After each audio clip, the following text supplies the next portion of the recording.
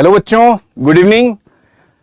आज फिर से अकाउंट्स की सेशन है और ये क्लास 11th का एक बहुत ही इंपॉर्टेंट टॉपिक के बारे में आज हम बात करने वाले हैं। आज का जो टॉपिक है इसको आप कह सकते हो कि ये फंडामेंटल अकाउंटिंग का सबसे इंपॉर्टेंट टॉपिक है, सबसे इंपॉर्टेंट चैप्टर है और ये कहा जाए तो ये बेस है बिल्कुल अकाउंट्स का। कई बार क्या होता है बच्चों को क्लास 12th में या ग्रेजुएशन में या सीए की कोर्सेज करने में या सीयूटी के सिलेबस में दिक्कत आती है और उसका बहुत बड़ा एक रीजन है कि उनका जर्नल एंट्रीज क्लियर नहीं होता है।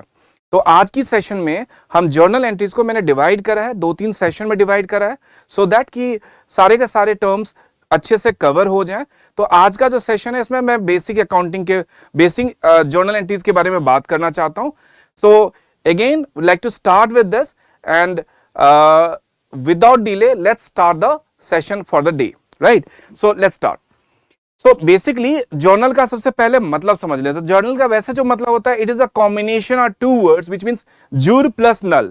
So jur का मतलब होता है day to day और null का मतलब होता है recorded transaction. So complete meaning में देखा जाए so the primary book of accounting account in which financial transactions are first recorded in chronological order, that is in the order in which they are entered is called the journal. Financial character, सबसे पहले transaction को हम identify करते हैं। आपको पता है कि इकोनॉमिक एक्टिविटीज और non economic activities. Economic activities मतलब anything which is measured in terms of money, उसको हम फाइंड आउट कर लेते हैं, वो हमारे ट्रांजैक्शन होते हैं और जैसे जैसे ट्रांजैक्शन इनकर्ड होते हैं उसी तरह से हम रिकॉर्ड कर लेते हैं। So that is the reason why it is also called a book of prime entry, right? Now term or expression related with the journal. So obviously it is a book of original entry. Journal is called a book of original entry, also called book of prime entry. So दोनों बोल सकते हैं हम, original entry and we can also call it prime entry. As a transaction is first recorded or written in this book and thereafter transferred, posted into the ledger accounts. Now, what is a journal entry? So, journal entry, an entry recorded in the journal proper is called a journal entry. Don't get confused. Journal proper का मतलब वो subsidy books में जो आपने पढ़ा होगा, definitely that is a general journal. Journal proper, तो यहाँ journal का ही मतलब है, general journal से या journal proper से उसका मतलब नहीं है. What is journalizing? Journalizing is the procedure of recording transaction in a journal. Now, what is posting? Posting is the process of transferring a journal entry into the ledger account. So, journal entry क्या होती है, journalizing क्या होती है and posting क्या होती है, इसके बारे में हमने यहाँ समझा. Now, nature of journal account. So, a journal is a book in which transactions are initially documented chronologically, that is in order in which they incur. As a result, it's known as the book of prime entry. इसलिए इसको हम book of prime entry भी बोलते हैं। And there are certain rules of the journal जो अभी हमें discuss करने वाले हैं। तो सबसे पहला रोल है to maintain records of transaction in the sequence in which they occur, right? So जैसे जैसे ट्रांजैक्शन अकर होते हैं एज डेट वाइज उस हिसाब से हम रिकॉर्ड करते हैं। जस्ट टेक एन एग्जांपल, हमारी बिजनेस स्टार्ट होती है suppose 9 o'clock in the morning और 9 o'clock से ट्रांजैक्शन स्टार्ट हो गए तो जो सबसे पहला ट्रांजैक्शन है वो सबसे पहले लिखेंगे। सेम डे में सपोज 20 ट्रांजैक्शन होते हैं तो हम टाइम के हिसाब से उसको लिख लेते हैं, मतलब डेफिनेटली एक ही डेट डालेंगे, टाइम मेंशन नहीं होगा। लेकिन सपोज 9 o'clock में कुछ ट्रांजैक्शन है तो उसको पहले करेंगे, फिर 10 o'clock का बाद में आएगा तो 10 o'clock में कोई रिसीव हुई या पेमेंट हुई उसकी रिकॉर्ड कर लेंगे। So it goes on like this. तो इसका मतलब है कि जैसे जैसे ट्रांजैक्शन अकर होता है वैसे ही आप उसको रिकॉर्ड कर लेते हैं। To classify and record transaction as debit or credit. Accurately recorded both the debit and credit side of the transaction to make it easier to post the transaction into the ledger accounts. Now, what are the steps in the journal? मैं आपको अलग से भी steps बताऊंगा लेकिन ये कुछ steps जो हैं simple steps मैं 3 बताता हूं, इसको मैं थोड़ा सा और भी increase करूंगा, अभी आपसे बात करूंगा। पहला स्टेप क्या होता है? तो सबसे पहले जो अफेक्टेड ट्रांजैक्शन होते हैं उसको हम समझेंगे कि व्हाट आर द, एक ट्रांजैक्शन में there are 2 aspect which is being affected. तो वो अफेक्टेड बाय ट्रांजैक्शन क्या है वही मैंने कहा कि मैं अभी एलैबोरेट करूंगा। Determine the type of affected accounts, like suppose हम ट्रेडिशनल अप्रोच फॉलो कर रहे हो तो डेफिनेटली हमारा पर्सनल अकाउंट, रियल अकाउंट और नॉमिनल अकाउंट अफेक्ट होगा। मॉडर्न अप्रोच इफेक्ट फॉलो कर रहे हो तो owner's capital, revenue, liabilities, expenses and assets हमारा अफेक्टेड होगा। पिछले सेशन में मैंने आपको rules of debit and credit बताया था। आज उस rules of debit and credit का ये कंटिन्यूएशन है, क्योंकि जो हमने पहले पढ़ा था आज उसका पूरा का पूरा यहां उसको यूज में लेना है। नेक्स्ट है using the debit and credit rules determine which account should be debited and which account should be credited along with the narration. Narration क्या होता है? It is a summarised form of a transaction. It is a summarised form of a transaction, right. अब इसका एक बार format देख लेते हैं। तो देखो ये फॉर्मेट है, यहां मैं दिस इज योर डेट, ठीक है, ये आपके लिए हो गया डेट। ये फॉर्मेट में आपका अभी बना देता हूं। So this is your date, ये हमारा पर्टिकुलर्स हो गया। दिस इज योर डेट,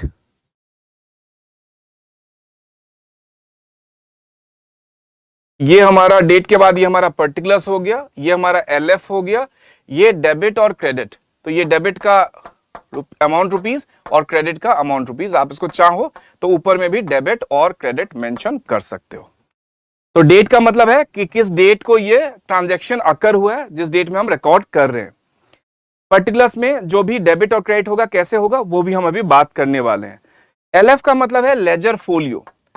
तो बेसिकली इस जर्नल एंट्रीज को हमने लेजर के किस पेज नंबर में, इन शॉर्ट में बताऊं तो किस पेज नंबर में हमने ट्रांसफर करा है, वो पेज नंबर ही लेजर फोलियो में होता है बेसिकली, ठीक है। डेबिट का मतलब किसको आपने डेबिट करा उसका अमाउंट, और किसको आपने क्रेडिट करा उसका अमाउंट आप लिखोगे, राइट। तो ये हमारा जर्नल का एक फॉर्मेट हो गया। अब कुछ बेसिक जर्नल एंट्रीज की मैं बात आज करने वाला हूं। वैसे जो एंट्रीज हैं उसमें कई सारी एंट्रीज हैं, मैं बताऊं आपको तो 50 से ज्यादा की एंट्रीज आपको देखना पड़ेगा इनिशियल स्टेजेस में, जिसमें मैंने उसको कैटेगराइज बांटा है। जैसे आज मैं बेसिक जर्नल एंट्रीज की बात कर रहा हूं, ठीक है। फिर रिलेटेड विद बैंकिंग ट्रांजेक्शन की बात करूंगा, फिर कैपिटल एक्सपेंडिचर, रेवेन्यू एक्सपेंडिचर के बारे में बात करूंगा, trade discount and cash discount के बारे में बात करूंगा, एंड सम स्पेसिफिक ट्रांजैक्शन जिसमें बहुत सारी एंट्रीज इसमें आ जाएंगी, ठीक है। तो इस टॉपिक के हिसाब से, इस हेड्स के हिसाब से हम इसके बारे में और भी बात करेंगे। लेकिन आज का जो प्लान ऑफ एक्शन है सेशन 1 का, वो बेसिक जर्नल एंट्रीज का ही है, तो उसको समझेंगे हम। बेसिक जर्नल एंट्रीज में आपको मैं बताऊं कि बेसिक जर्नल एंट्रीज हम कर रहे हैं, और जर्नल एंट्रीज जब तक हम कंप्लीट करेंगे तो basically types of journal entries can be of 3 types. In short, journal entries can be classified into 3 categories.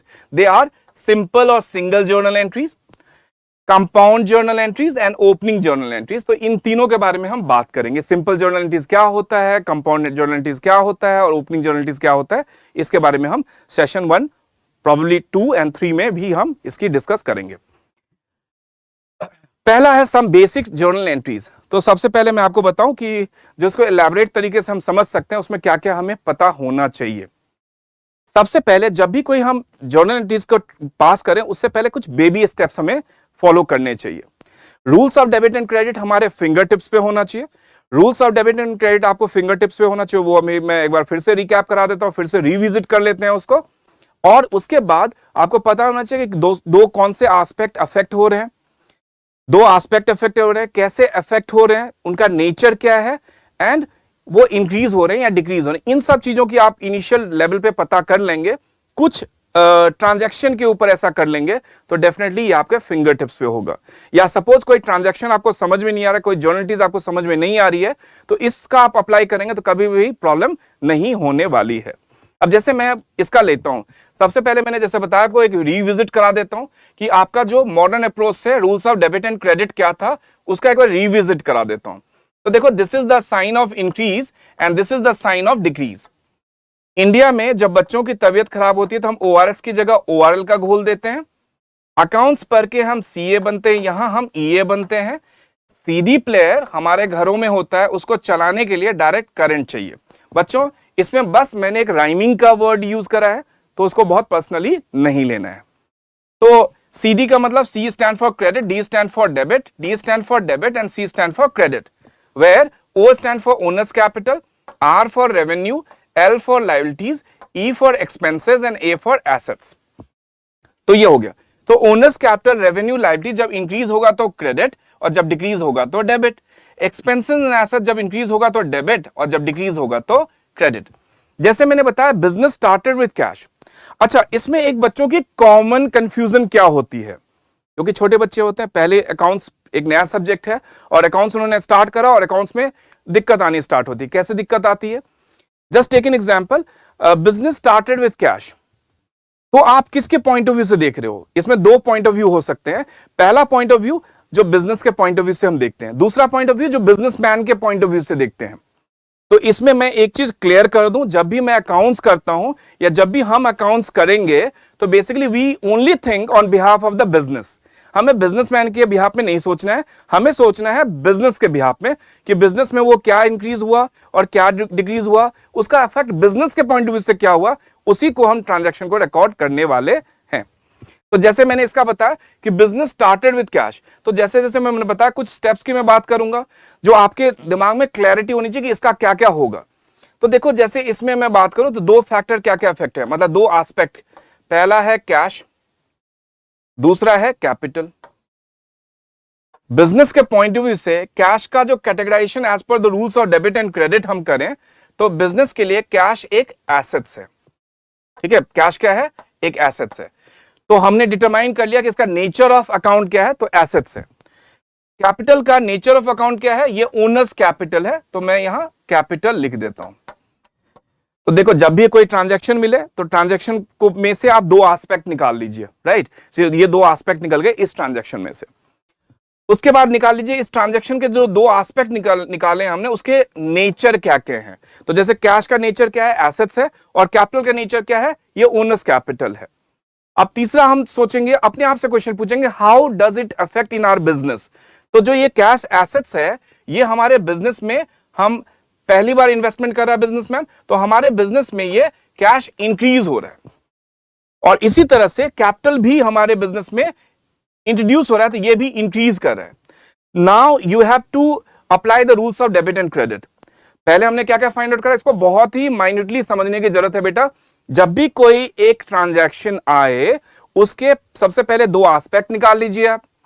दो एस्पेक्ट निकालने के बाद आप ये फाइंड आउट करिए कि वो कैसे अफेक्टेड हैं, ठीक है, और उनका नेचर ऑफ अकाउंट्स क्या है। उसके बाद rules of debit and credit apply कर लीजिए, आपका जर्नलिस्ट कभी भी इनकरेक्ट नहीं होगा। ये मैं बेसिक की वजह से बात कर रहा हूं, लेकिन जब भी हम आगे भी बहुत अच्छे अच्छे एंट्रीज, थोड़े टफ डिफिकल्ट एंट्रीज की भी बात करेंगे, तो कभी भी ये रूल के थ्रू से आपकी इनकरेक्ट नहीं होगी, और ये एक बेस बन जाएगा कि कभी भी हमारे कोई जर्नलिटीज नहीं आ रही, just apply on this rule, सब कुछ क्लियर हो जाता है। तो एसेट जब इंक्रीज होगा तो बेटा क्या करोगे आप? डेबिट करोगे, और कैपिटल जब इंक्रीज होगा तो क्या करोगे आप? इसको क्रेडिट करोगे।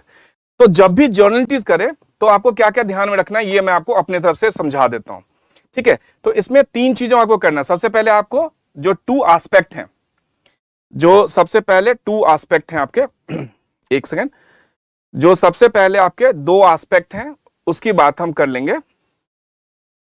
तो जो टू एस्पेक्ट हैं बिजनेस के, सबसे पहले हम उसको फाइंड आउट कर लेंगे बेटा, टू एस्पेक्ट्स, ठीक है। ये आपको फाइंड आउट होना चाहिए, तो पहले ये फाइंड आउट कर लेंगे। कभी भी ट्रांजैक्शन में दो एस्पेक्ट को हमने फाइंड आउट कर लिया, ओके।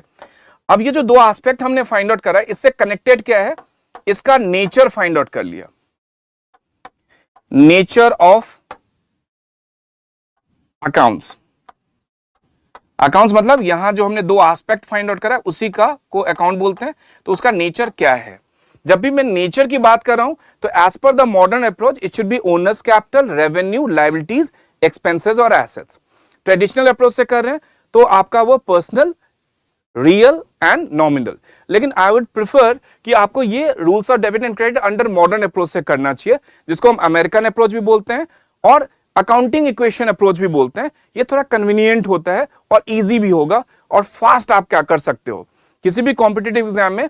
वो जब तक ट्रेडिशनल अप्रोच का पर्सनल अकाउंट का debit the receiver, credit the giver, real account का debit what comes in, credit what goes out के बारे में सोचो, या नॉमिनल के लिए debit all expenses and losses, credit all incomes and gains के बारे में सोचो, उससे ये फास्ट आपका कैलकुलेट हो जाएगा।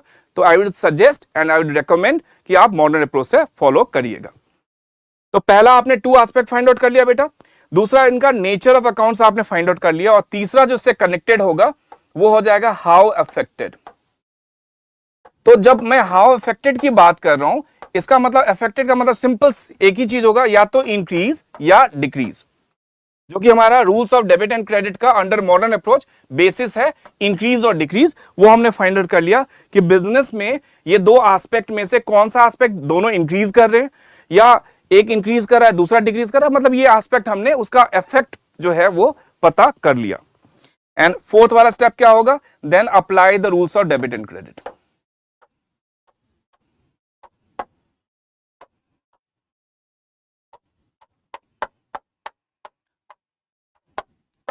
Then apply the rules of debit and credit. So हर टाइम जब भी आप इसको करें तो सबसे पहले एस्पेक्ट को देखें, दो एस्पेक्ट क्या क्या होता है, फिर उसका नेचर देख लें कि नेचर ऑफ अकाउंट्स क्या उसका होगा, फिर कैसे ये अफेक्ट कर रहा है वो देख लें, और उसके बाद rules of debit and credit को अप्लाई कर लें, राइट। सो ये बेसिकली आपका प्रोसेस होना चाहिए। जैसे मैंने यहां कैश और कैपिटल के लिए देखा कि कैश डेबिट हो रहा है, कैपिटल क्रेडिट हो रहा है, इसको मैं फॉर्मेट में कैसे दिखाऊंगा वो भी मैं आपको करके बता रहा हूं। तो जैसे ये फॉर्मेट है मेरा, ठीक है, तो इसका मैं एक पर्टिकुलर डेट भी ले लेता हूं, सपोज 2022 और 15th नवंबर, सो 15th नवंबर, राइट, ये मैंने ले लिया और इसमें हमने स्टार्ट कर लिया cash account debit to capital account. इसका एक वैल्यू ले लेते हैं, suppose business started with cash, वैसे वैल्यू गिवन है 1 लाख रुपए का, वही वैल्यू ले लेते हैं। तो cash account debit to capital account, तो देखो डेबिट वाला जो है इसके सामने आपने 1 लाख रुपए यहां कैश के सामने लिख दिया और कैपिटल के सामने यहां आपने क्रेडिट में 1 लाख रुपए यहां भी आपने लिख दिया। तो इसमें आपके 2-3 डाउट्स होंगे। सबसे पहला डाउट होगा कि sir cash account debit to capital account आपने करा, तो कैपिटल अकाउंट क्रेडिट क्यों नहीं करा? देखो, whenever we are talking about the two aspect of account, I mean two sides of account, not aspect, two sides of account, तो दो ही sides होते हैं, एक डेबिट साइड होता है और क्रेडिट साइड होता है।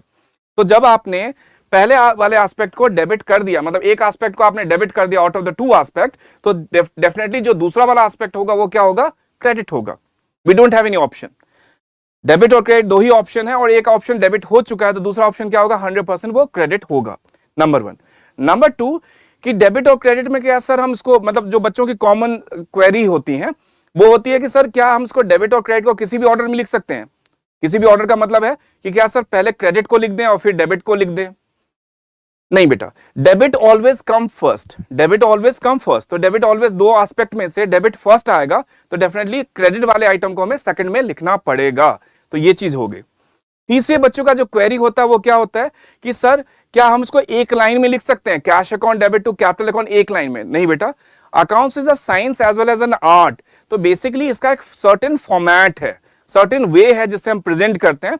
तो डेफिनेटली इसके दो कॉलम में, दो लाइंस में हम इसको लिखेंगे। डेबिट पहला वाला आएगा और दूसरे में कैपिटल का, या मतलब जैसे कैपिटल हमारा है वो क्रेडिट में आ जाएगा। तो ये 3 क्वेरीज होती हैं जो मैंने आपको समझाया। अब इसमें नरेशन की बात करते हैं। Narration is just a summarised form of a transaction. Transaction क्या था? बिजनेस स्टार्टेड विद कैश, तो उससे पहले क्या लगा देना है? बीइंग। ये हो जाएगा being business started with cash, being business started with cash. और हर एंट्रीज के बाद आपको एक लाइन ड्रॉ करना चाहिए, पूरे में कंप्लीट में लाइन नहीं ड्रॉ करना चाहिए। एक ऐसा लाइन ड्रॉ करना है जो पर्टिकुलर से यहां से स्टार्ट हो और पर्टिकुलर पे भी खत्म हो जाए, so that we can separate one transaction with the other transaction. आपका एक ट्रांजैक्शन की वो एक्सक्लूसिव ट्रांजैक्शन, जो आपके लिए हर ट्रांजैक्शन एक्सक्लूसिव होता है, तो एक ट्रांजैक्शन और दूसरे ट्रांजैक्शन में आपको डिफरेंस रखने के लिए एक लाइन ड्रॉ करना है जो पर्टिकुलर से पर्टिकुलर पे ही खत्म हो जाए। आई एम श्योर कि फॉर्मेट समझ गए होंगे आप और इसके नरेशन भी समझ गए होंगे। और इसी के थ्रू से मैं आपको सिंपल जर्नल एंट्रीज भी समझा देता हूं। कंपाउंड जब आएगा तो समझा देंगे, ओपनिंग जब आएगा तो समझा देंगे। सिंपल जर्नल एंट्रीज क्या होता है कि in a transaction when there are only 2 aspect and out of the 2 aspect, if one aspect is being debited and another aspect is being credited, that is your simple journal entries. Compound और opening में आगे हम बात करेंगे। तो ये हो गया। दूसरा हो गया बच्चे गुड्स के लिए। तो देखो अकाउंटिंग इक्वेशन जब मैंने आपको पढ़ाया था तो गुड्स का मतलब क्या था? गुड्स वही परचेज करोगे तो प्लस और सेल्स करोगे तो माइनस। परचेज रिटर्न होगा तो माइनस और सेल्स रिटर्न होगा तो प्लस, क्योंकि एडिशन और सब्ट्रैक्शन के फॉर्म में कर रहे थे। अब आपको साइड्स के फॉर्म में करना है, डेबिट साइड और क्रेडिट साइड के फॉर्म में करना है। ठीक है, तो गुड्स का मतलब जो है, goods is a gross meaning word. When I से गुड्स, इसका मतलब क्या है, ये ग्रॉस मीनिंग वर्ड है जिसका रिलेशन होता है गुड्स परचेज से, गुड्स परचेज से, जिसका कनेक्शन होता है गुड्स सोल्ड से, जिसका कनेक्शन होता है गुड्स परचेजेस रिटर्न से। परचेज रिटर्न को बच्चों हम रिटर्न्स आउटवर्ड भी बोलते हैं। क्या बोलते हैं उसको हम? रिटर्न्स आउटवर्ड भी बोलते हैं। चौथा है जिसको हम, गुड्स का कनेक्शन सेल्स रिटर्न से भी हो सकता है। सेल्स रिटर्न का दूसरा जो नाम है बच्चों, वो रिटर्न्स इनवर्ड भी हो सकता है, रिटर्न्स इनवर्ड। ठीक है, कुछ बेसिक सी बात कर लेते हैं। जैसे परचेजेस हमारे लिए है, तो परचेज हमारे लिए क्या होता है? एक एक्सपेंस होता है, एक एक्सपेंस होता है। सेल्स हमारे लिए क्या होता है? एक रेवेन्यू होता है। तो देखो मैं क्यों बता रहा हूं परचेज आपके लिए एक्सपेंस है, सेल्स आपके लिए रेवेन्यू है, क्योंकि हमने पिछली क्लास में rules of debit and credit की जब बात करी थी तो थोड़ी सी हमने क्लासिफिकेशन ऑफ अकाउंट्स के बारे में बात करी थी। सो देयर वी फाइंड कि परचेज इज एन एक्सपेंस और सेल्स आपके लिए क्या है? रेवेन्यू है। देखो परचेज आपका एक्सपेंस है तो परचेज रिटर्न आपका क्या होगा? ऑपोजिट टर्म है ये आपका, या तो आप इसको डिक्रीज इन एक्सपेंस मान लो या रेवेन्यू मान लो, both options are correct. Sales आपके लिए रेवेन्यू है तो सेल्स रिटर्न आपके लिए क्या हो सकता है? ये या तो इसको एक्सपेंस मान लो या डिक्रीज इन रेवेन्यू मान लो, ये भी करेक्ट है। ठीक है, सो परचेज रिटर्न को हम रिटर्न्स आउटवर्ड भी बोलते हैं, सेल्स रिटर्न को हम रिटर्न्स इनवर्ड भी बोलते हैं। तो इस सब के एग्जांपल एक एक ले लेते हैं। जैसे मैं सबसे पहले परचेजेस का एग्जांपल लेता हूं, परचेजेस का एग्जांपल लेता हूं। आपको पता है जब भी परचेजेस की बात करते हैं तो basically every transaction is being connected with the transaction, जो हमने बहुत पहले एक सेशन में करी थी। ट्रांजैक्शन दो तरह के से होते हैं, कैश ट्रांजैक्शन और क्रेडिट ट्रांजैक्शन। तो जैसे मैं परचेजेस की टर्म की बात कर रहा हूं तो इसमें भी दो एस्पेक्ट, दो ट्रांजैक्शन के बेसिस पे बात करनी पड़ेगी। एक तो कैश परचेजेस के ऊपर मैं बात करूंगा और एक मैं क्रेडिट परचेजेस के ऊपर में भी बात करूंगा। तो let's talk about the cash purchases. जैसे मैंने यहां एग्जांपल एक ले लिया, एक छोटा सा एग्जांपल ले लिया कि goods purchased for cash, goods purchase for cash ₹10,000। ठीक है, ये भी आपका कैश ट्रांजैक्शन हो गया। इसमें दो तीन ट्रांजैक्शन मैं और भी बता देता हूं। जैसे goods purchase from mister A for cash होता तब भी ये कैश ट्रांजैक्शन होता। कैसे होगा? तो जब हम क्रेडिट की बात करें तब मैं उसमें आपको एलैबोरेट करूंगा। इसमें दो एस्पेक्ट क्या हो गए? तो इसमें दो एस्पेक्ट हो गया बेटा परचेजेस। अब बोलोगे सर गुड्स क्यों नहीं ले सकते? क्योंकि मैंने अभी आपको समझाया कि गुड्स एक ग्रॉस मीनिंग वर्ड है जिसका कनेक्शन गुड्स परचेजेस से, गुड्स के सेल्स से, गुड्स की परचेजेस रिटर्न से और सेल्स रिटर्न से भी होता है। तो यहां स्पेसिफिक क्या है? गुड्स परचेजेस है, इसलिए मैं परचेजेस को ले रहा हूं। दूसरा बेटा कैश है। सो जैसे मैंने बताया कि आपने दो एस्पेक्ट फाइंड आउट कर लिया, अब इसका नेचर आपने फाइंड आउट कर लेना है। तो नेचर का मतलब है कौन से अकाउंट्स ये इन्वॉल्व है। तो परचेज आपके लिए एक्सपेंस हो गया और कैश आपके लिए एसेट्स हो गया। अब हाउ अफेक्टेड, तो एक्सपेंस आपका इंक्रीज हो रहा है और कैश आपका डिक्रीज हो रहा है। तो एक्सपेंस जब भी इंक्रीज होगा it's suppose to be debited और एसेट्स जब भी डिक्रीज होगा it's suppose to be credited. ठीक है, तो इसकी जर्नलिटीज आप क्या करने वाले हो बेटा? मैं फॉर्मेट में नहीं, वैसे ही आपको, क्योंकि मेरा मेन काम है कि ये जो फाउंडेशन है ना, ये फाउंडेशन बनाना, क्योंकि अकाउंट में तो आप लिख ही दोगे। तो इसकी एंट्री वैसे क्या हो जाएगी? Purchases account debit to cash account. ये आपकी इसकी जर्नल एंट्रीज आ गई, purchases account debit to cash account. हर टाइम जब भी करें तो ये वाला जो मैंने बताया आपको जैसे करें, सबसे ऊपर में टॉप में ये लिख लें, ये इंक्रीज और डिक्रीज का। और ये वाला जो मेथड मैंने गुरु मंत्र बताया आपको कि इंडिया में जो बच्चों की तबियत खराब होती है तो ओआरएस की जगह ओआरएल का घोल दे दीजिए, और अकाउंट्स पर के हम सीए बनेंगे, यहां हम ईए बनेंगे। सीडी प्लेयर होता है, उसको चलाने के लिए डायरेक्ट करंट चाहिए। C stand for credit, D stand for debit, D stand for debit, C stand for credit. तो ये जो compact rules of debit and credit है, ये आपको बहुत हेल्प करने वाला है। क्रेडिट की बात करते हैं बच्चों, तो goods sold, sorry goods purchase की बात करें, goods purchase from Ram on credit for ₹15,000। ठीक है, तो इसमें दो फैक्टर क्या हो गया बेटा, पहला हो गया परचेजेस, ऑलराइट, सो परचेजेस हो गया पहला फैक्टर, दूसरा क्या हो गया, मिस्टर राम।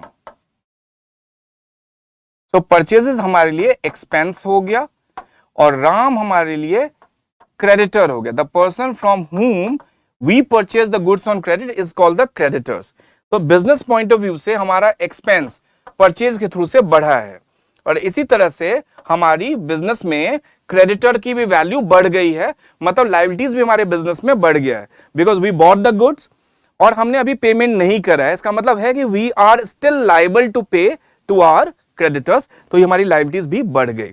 क्रेडिटर का मतलब बेटा ये आपकी लायबिलिटीज हो गई। तो आपको पता है एक्सपेंस जब इंक्रीज होगा तो डेबिट और लायबिलिटी जब इंक्रीज होगा तो क्रेडिट। जब भी जरूरत पड़े इसकी हेल्प ले सकते हैं। जैसे मैंने बोला एक्सपेंस इंक्रीज होगा तो एक्सपेंस जब इंक्रीज होगा तो क्या होगा, ये डेबिट हो जाएगा और लायबिलिटीज जब इंक्रीज होगा तो क्या हो जाएगा, ये क्रेडिट हो जाएगा। तो इसकी जर्नल एंट्रीज में पोस्ट कर दीजिए। तो journal entry should be purchases account debit to mister Ram's account.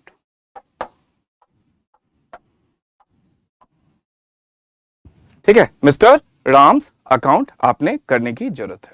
Is that okay?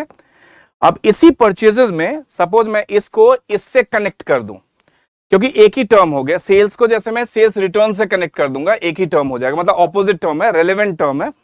तो जैसे मान लो कि हमने राम को 15,000 का गुड्स परचेज करा है राम से, and out of the 15,000 worth goods if 2,000 worth goods is found defective, ये डिफेक्टिव हो गया या नॉट अप टू मार्क हो गया और not up to the sample हो गया, तो हम we wanted to return it back to mister Ram. तो क्या करेंगे, तो यही मैं इसका रेलेवेंस यहां फाइंड आउट करके बनाता हूं। सपोज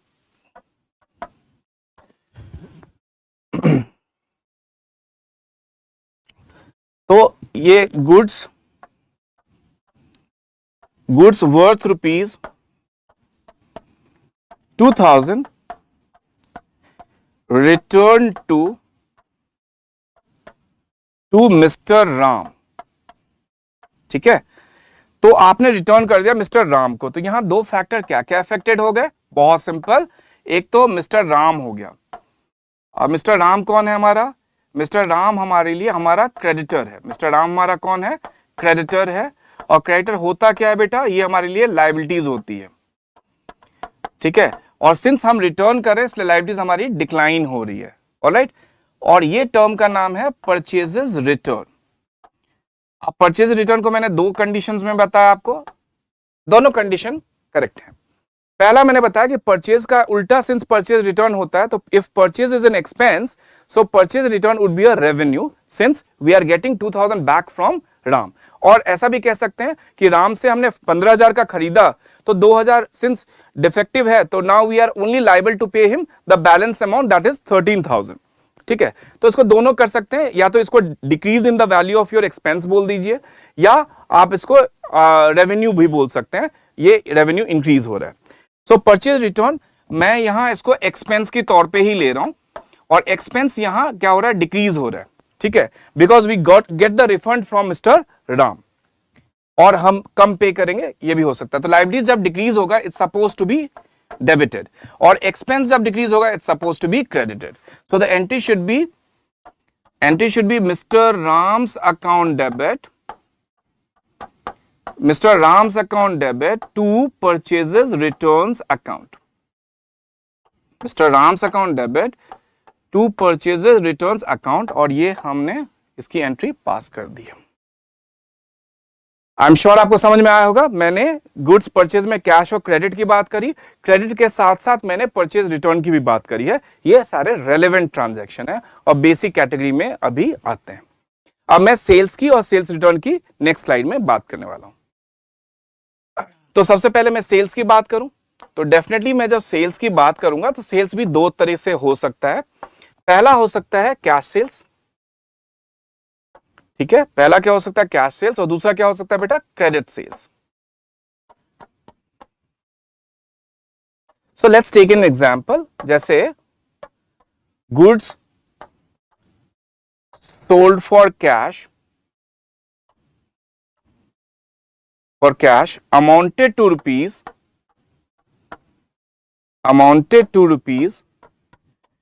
25,000। ठीक है, तो इसमें दो फैक्टर क्या क्या अफेक्टेड हो गए आपके, एक तो बेटा पहला अफेक्टेड हो गया कैश, दूसरा क्या हो गया सेल्स। कैश हमारे लिए क्या है, कैश हमारे लिए एसेट्स है, ऑलराइट। सेल्स हमारे लिए क्या है, रेवेन्यू है। एसेट्स हमारे लिए क्या हो रहा है, इंक्रीज हो रहा है, रेवेन्यू भी हमारे लिए क्या हो रहा है, इंक्रीज हो रहे हैं। तो एसेट जब इंक्रीज होगा तो डेबिट, और रेवेन्यू जब इंक्रीज होगा तो क्रेडिट। तो इसकी जर्नल एंट्रीज क्या करने वाले हो बेटा आप, इसकी जर्नल एंट्रीज बहुत सिंपल से करने वाले हो, cash account debit to sales account, ये इसकी जर्नल एंट्रीज है। ठीक है, तो ये सब चीज समझ में आनी चाहिए। देखो जितने ज्यादा क्वेश्चन अपने आप से पूछोगे, जितने ज्यादा अपने आप से क्वेश्चन पूछोगे उतनी क्लैरिटी आएगी, और क्लैरिटी आएगी इसका मतलब है कि कभी भी प्रॉब्लम लाइफ में होनी नहीं है। तो इसमें इसलिए जब भी आप बेसिक कॉन्सेप्ट अपने क्लियर कर रहे हो तो उस ट्रांजैक्शन से पूछो, इस ट्रांजैक्शन से पूछो कि उसमें दो एस्पेक्ट क्या क्या हैं, और वो एस्पेक्ट हमारे को कैसे अफेक्ट कर रहा है, और उसमें इफेक्ट कर रहा है तो वेदर इंक्रीज और डिक्रीज वाला पहले देखो, इफेक्ट में देखेंगे, and then we can easily apply the rules of debit and credit to understand, to know the journal entry, right. So इतने तरह के आपको पहले एस्पेक्ट फाइंड आउट करिए, नेचर फाइंड आउट करिए, हाउ अफेक्टेड फाइंड आउट करिए, and then you can apply the rules of debit and credit. So इसको चार पार्ट्स में इसको डिवाइड कर दीजिए। नेक्स्ट मैं क्रेडिट सेल्स की एक एग्जांपल ले लेता हूं। क्रेडिट सेल्स का एक एग्जांपल बड़ा सिंपल सा है, goods sold to Mr. Mohan, goods sold to Mr. Mohan for rupees 20,000 on credit। बच्चों एक चीज मैं आपको बताऊं, सपोज इस ट्रांजैक्शन में good sold to mister Mohan for rupees 20,000 होता, ऑन क्रेडिट नहीं भी होता, फिर भी ये क्रेडिट ट्रांजैक्शन है, क्योंकि किसी का नाम मेंशन हो एंड उसके बाद फॉर कैश या बाय चेक मेंशन ना हो तो by default it is a credit transaction. तो इसमें दो फैक्टर क्या क्या हो गए बेटा, इसमें दो फैक्टर हो गए मिस्टर मोहन जो कि हमारे लिए कस्टमर है, जिसको हम सेल करते हैं, कस्टमर है। डेटर जिसको बोलते हैं, debtor is an asset for the organisation, and yes we have sold on credit, so we are expecting the amount to be recovered, तो एसेट्स हमारा इंक्रीज हो रहा है। सेल्स हमारे लिए रेवेन्यू है, दूसरा एस्पेक्ट हमारा सेल्स है, वो हमारे लिए रेवेन्यू है, और रेवेन्यू यहां क्या हो रहा है, रेवेन्यू हमारा इंक्रीज हो रहा है। तो जब एसेट्स इंक्रीज होगा it's suppose to be debited, और रेवेन्यू जब इंक्रीज होगा तो क्रेडिट हो जाएगा ये। तो इसका आप क्या एंट्री पास कर सकते हैं, इसको हम एक बार देखते हैं। तो इसकी एंट्री हो जाएगी बहुत सिंपल सी, इसकी एंट्री हो जाएगी mister Mohan's account debit, mister Mohan's account debit to sales account. ठीक है बच्चों, सपोज इसी में सेल्स रिटर्न हो जाता तो हम उसकी क्या एंट्री पास करेंगे, एक बार हम उसके बारे में भी बात कर लेते हैं। सपोज सेल्स रिटर्न की बात होगी, ठीक है, यहां मैं छोटा सा एक लाइन ड्रॉ कर लेता हूं। सेल्स रिटर्न की बात होगी, सेल्स रिटर्न का मतलब सपोज हमने मिस्टर मोहन को 20,000 का गुड्स सेल करा, and out of 20,000 suppose 5,000 worth goods is not up to the mark और not as per the sample, तो मिस्टर मोहन हमें रिटर्न कर देंगे, तो this is called sales return. और इसी को मैंने आपको बताया था, इसको हम रिटर्न्स इनवर्ड भी बोल सकते हैं। क्या बोल सकते हैं इसको हम, रिटर्न्स इनवर्ड भी बोल सकते हैं, ऑलराइट। तो इसके लिए सेल्स रिटर्न में हम एक एग्जांपल ले लेते हैं, goods worth rupees 5,000 returned by Mr. Mohan. तो देखिए इसमें दो फैक्टर क्या क्या अफेक्टेड हो गए, पहला अफेक्टेड हो गया मिस्टर मोहन, और मिस्टर मोहन हमारे लिए क्या है बच्चों, mister Mohan is a customer and in accounting form we can call it debtors. Debtor हमारे लिए एसेट्स है जो कि डिक्लाइन हो रहा है, ऑलराइट। नेक्स्ट है सेल्स रिटर्न, तो सेल्स रिटर्न को दो फॉर्म में आप देख सकते हो। सेल्स रिटर्न आप इसको ऐसे भी मान सकते हो, this is a decrease in the value of revenue, this is a decrease in the value of revenue. तो जब डेटर एसेट डिक्लाइन होगा it's suppose to be credited, और जब हमारा रेवेन्यू डिक्लाइन होगा it's suppose to be debited.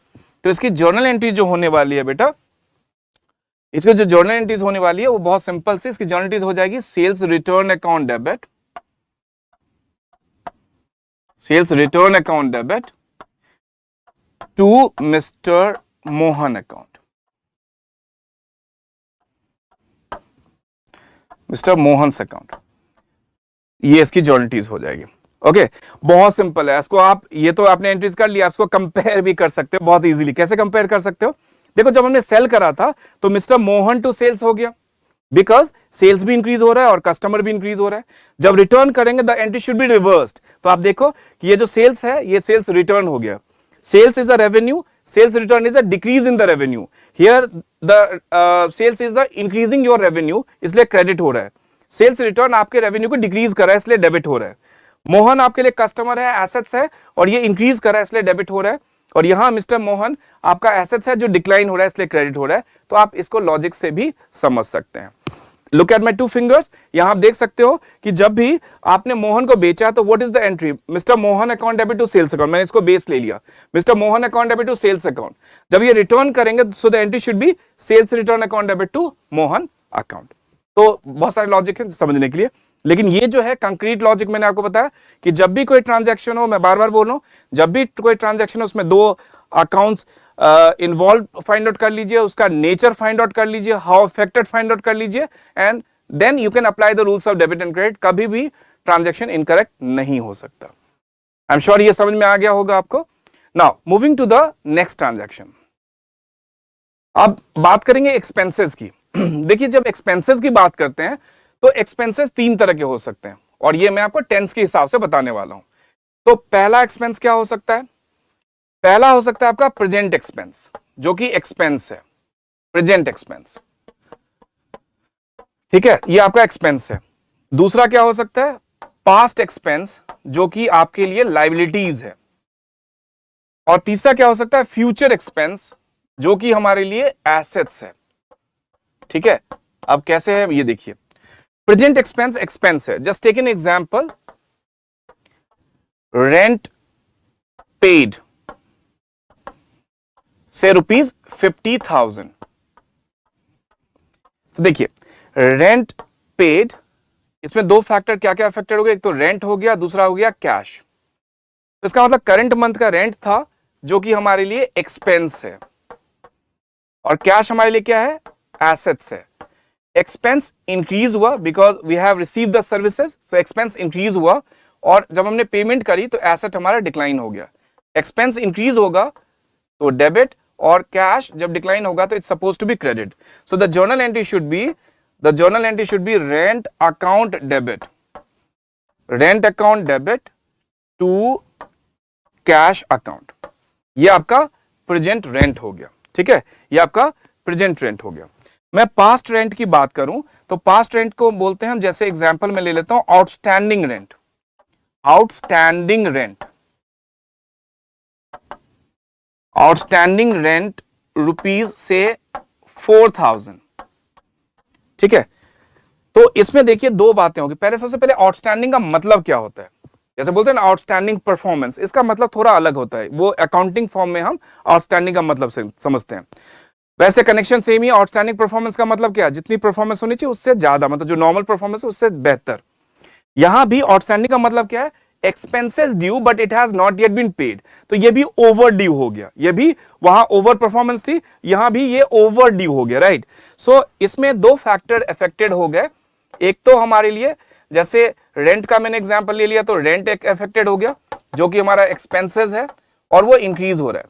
दूसरा outstanding rent, outstanding rent, rent due है but it has not yet been paid, तो ये लायबिलिटीज हो गई और ये भी आपका इंक्रीज कर रहा है। अब आउटस्टैंडिंग रेंट आपके लिए लायबिलिटीज क्यों हो गई, इसका हम एक बार लॉजिक समझ लेते हैं। बहुत सिंपल है।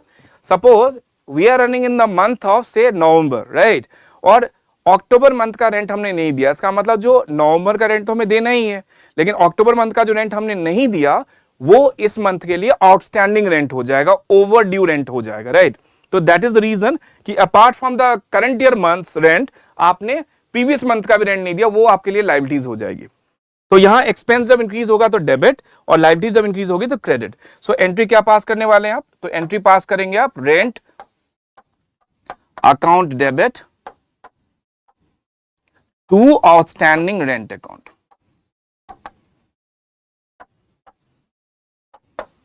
और वैल्यूज आपके पास 4000 का दिया हुआ है।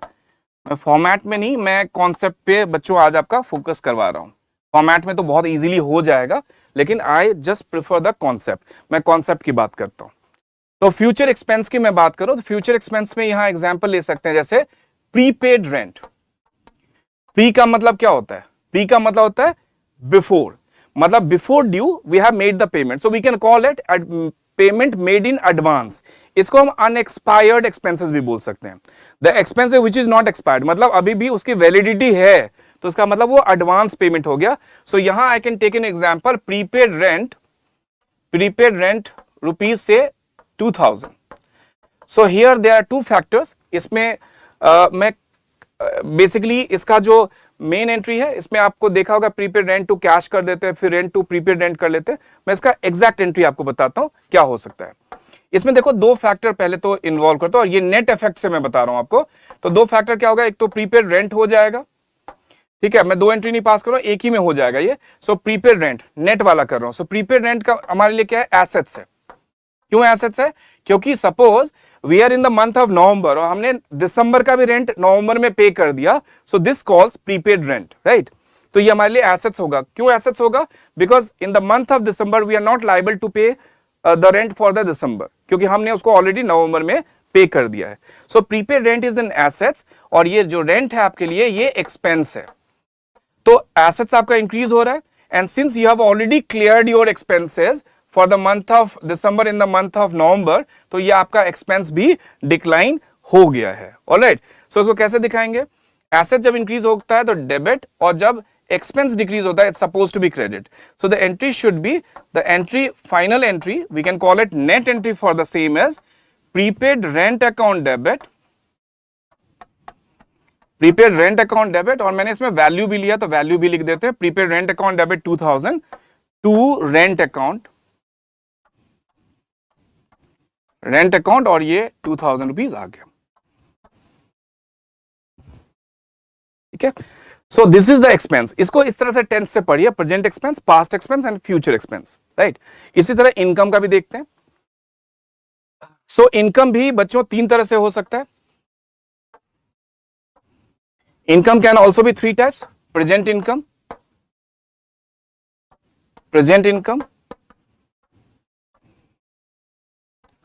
second one is past income,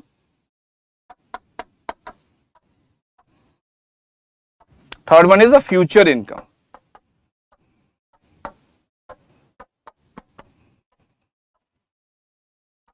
ठीक है। सो प्रेजेंट इनकम आपके लिए क्या हो सकता है? जैसे एग्जांपल ले लेते हैं, ठीक है, जैसे कमीशन रिसीव्ड,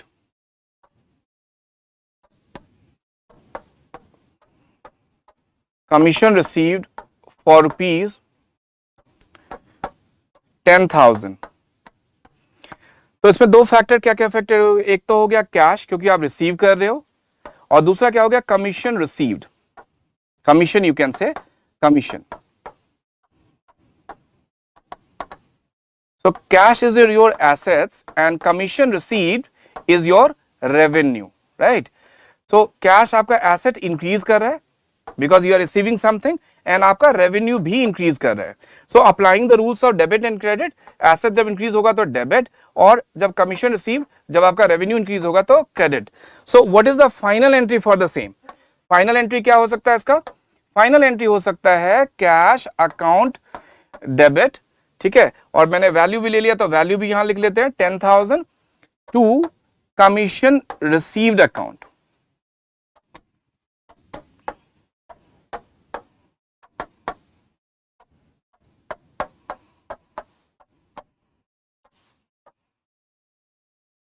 ठीक है, ये हमारी फाइनल एंट्री हो गई। अब इसके बाद नेक्स्ट एंट्री जो हम लेने वाले हैं वो पास्ट इनकम का ले सकते हैं। पास्ट इनकम का मतलब है ये हमारे लिए एसेट हो गया, ये हमारे लिए क्या हो गया? एसेट्स हो गया। मैं फिर इसके बाद जब ये कंप्लीट हो जाएगा तो मैं एक्सपेंसेस और इनकम का कंपैरिजन भी आपको बताऊंगा। ये हमारा पास्ट इनकम हो गया। पास्ट इनकम हो गया मतलब इस टर्म को हम यूज बोलते हैं अक्रूड कमीशन। अक्रूड का मतलब क्या होता है?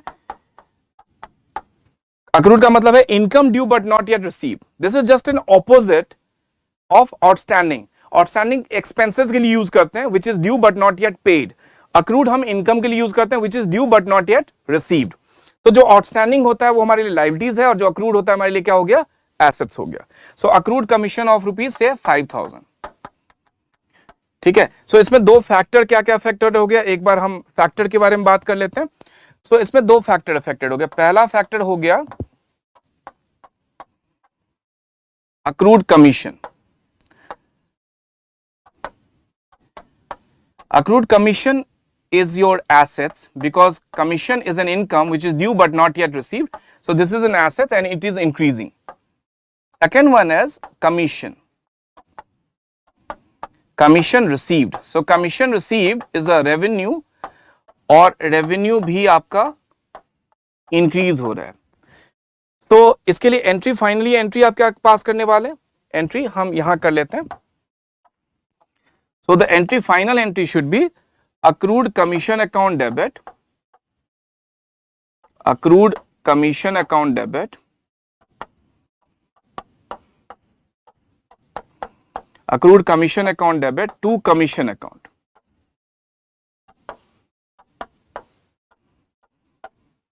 ठीक है, और उसकी वैल्यू 5000 की है तो दोनों जगह 5000 लिख दीजिए। आई एम श्योर ये क्लियर होगा। नेक्स्ट फ्यूचर इनकम की मैं बात करूं तो यहां फ्यूचर इनकम हो जाता है जैसे pre received commission. Pre received commission का मतलब क्या है? प्री रिसीव्ड का मतलब क्या होता है? प्री का मतलब होता है बिफोर। तो यू रिसीव्ड इन एडवांस, इसको हम प्री रिसीव्ड बोल सकते हैं, रिसीव्ड इन एडवांस बोल सकते हैं और इसको अनअर्न्ड भी बोल सकते हैं बिकॉज ये हमारा फ्यूचर इनकम है, अभी हमने अर्न नहीं करा है। So this becomes your liabilities. So pre received commission, pre received commission rupees से 4000। मैं नेट एंट्री की बात करूंगा यहां भी। तो इसमें दो फैक्टर क्या क्या अफेक्टेड हो गए? तो एक तो कमीशन हो गया, कमीशन हो गया और एक हमारा प्री रिसीव्ड कमीशन हो गया, प्री रिसीव्ड कमीशन हो गया। तो हियर यू फाइंड कि commission is a source of revenue, right? लेकिन since the revenue has collected in advance so there is a decline in the value of revenue, all right? and pre-received commission का मतलब होता है liabilities, क्योंकि हमने unearned बोला है इसको, तो ये हमारे लिए liabilities हो गई और ये liabilities आपकी increase हो रही है। तो revenue जब decrease होगा it's supposed to be debited और liabilities जब increase होगी it's supposed to be credited. So now what is the final entry for the same, right? इसकी final entry क्या हो जाएगी? इसकी final entry हो जाएगी commission account debit, commission account debit to pre-received commission account, commission account debit to pre-received commission account, commission account debit to pre-received commission account और ये हमारा 4000 रुपीज का वैल्यू आ जाएगा। ठीक है, सो एंट्री हो गई commission account debit to pre received commission account. तो आज के लिए बेसिक अकाउंटिंग टर्म्स में बच्चों इतना ही। आज हमने जो कवर करा है उसमें हमने डिटेल स्टडी करी है। गुड्स को हम परचेजेस से कनेक्ट करके देखा हमने। परचेजेस की जब बात कर रहे थे उसमें कैश और क्रेडिट की भी बात करी हमने। परचेज रिटर्न का बारे में मैंने समझाया साथ में कनेक्ट करके। सेल्स में हमने कैश और क्रेडिट के साथ सेल्स रिटर्न के बारे में आपको समझाया। फिर एक्सपेंसेस को हमने present expense, past expense and future expense में समझा। एंड इनकम को भी हमने present income, past income and future income को समझा। एक्सपेंसेस और इनकम को समझना जो लास्ट में मैंने बताया बहुत सिंपल होता है। एक्सपेंसेस सपोज ईस्ट डायरेक्शन में ले लीजिए, मतलब ऑपोजिट में टर्म एस्टैब्लिश करने की कोशिश कर रहा हूं, तो आपका इनकम वेस्ट हो गया। तो present expense is an expense, तो प्रेजेंट इनकम क्या होगा? रेवेन्यू हो जाएगा। Past expense is a liabilities, तो पास्ट इनकम क्या हो जाएगा? लायबिलिटीज का उल्टा क्या होगा? Assets. Future expense is an assets, तो फ्यूचर इनकम क्या हो जाएगा? लायबिलिटीज हो जाएगा। तो जब भी कोरिलेट करने की कोशिश करें तो बहुत अच्छे से अकाउंट समझ में आ जाएगा। Thank you so much, God bless you all. और ऐसे ही आप सेशन अटेंड करते रहे, बहुत अच्छे अच्छे कॉन्सेप्चुअल बेस्ड। बेसिकली हमारा इंटेंशन ये होता है कि हम आपके कॉन्सेप्चुअल क्लैरिटी कर दें, ठीक है। जर्नल में तो आप पोस्ट कर ही लोगे, लेकिन इसका ओरिजिन कैसे होता है, कैसे इसको समझते हैं, सो इसको एक बार बहुत अच्छे से समझने की जरूरत होती है, जो क्लैरिटी के ऊपर हम लोग काम कर रहे हैं। Thank you so much, God bless you all.